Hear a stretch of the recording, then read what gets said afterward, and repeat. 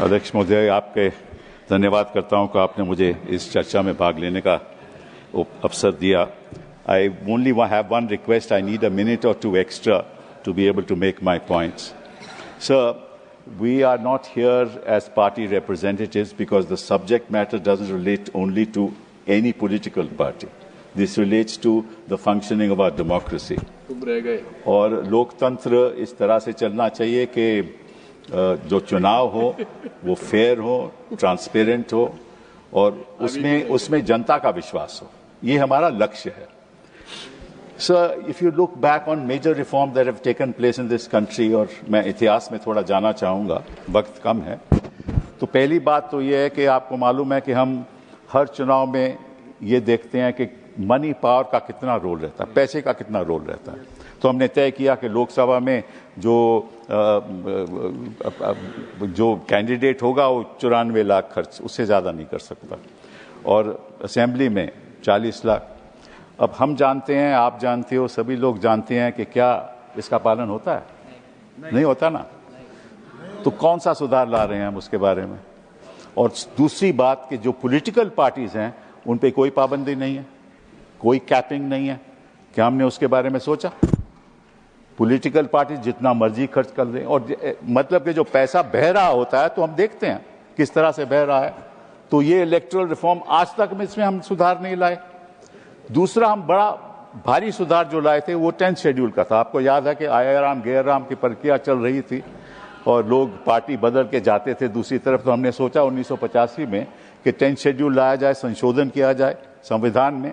तो 1985 में 10th schedule लाया गया। वहां स्प्लिट की बात हुई और मर्जर की बात हुई। आज स्प्लिट कहाँ है? उसका भी लोगों ने दुरुपयोग किया, हम ही ने दुरुपयोग किया। मतलब कानून लाते हैं फिर उसको हथियार बनाते हैं। ये असलियत है, इस देश की असलियत है। 10th शेड्यूल को क्या हुआ, स्प्लिट को क्या हुआ, हमें उसको रद्द करना पड़ा। फिर केवल मर्जर की बात आई। मर्जर कोई पार्टी, आज की पार्टी कोई मर्जर नहीं करती, स्प्लिट के द्वारा ही सरकारें बदली जाती हैं। तो कहां सुधार हो रहा है? जो भी कानून आता है उसका हम खुद लोग उल्लंघन करते हैं।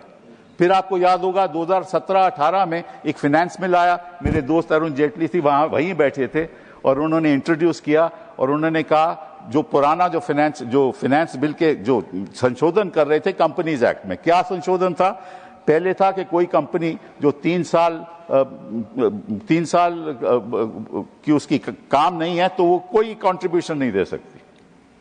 उन्होंने उसको चेंज कर दिया। आप कंपनी आज इनकॉर्पोरेट करो, कल आप कंट्रीब्यूशन दे सकते हो। फिर दूसरा था कि जब तक वो 7.5% प्रॉफिट्स, नेट प्रॉफिट से ज्यादा नहीं कंट्रीब्यूट कर सकती, उसको रद्द कर दिया। अब जितना मर्जी कंट्रीब्यूट कर सके। तो मतलब कि आप सुधार तो लाते हैं लेकिन उसी का दुरुपयोग करते हैं। फिर साथ साथ में ये भी हुआ कि उसका नतीजा ये हुआ कि 6,000 करोड़ एक पार्टी को चले गया। एक ही पार्टी को 6,000 करोड़ मिला।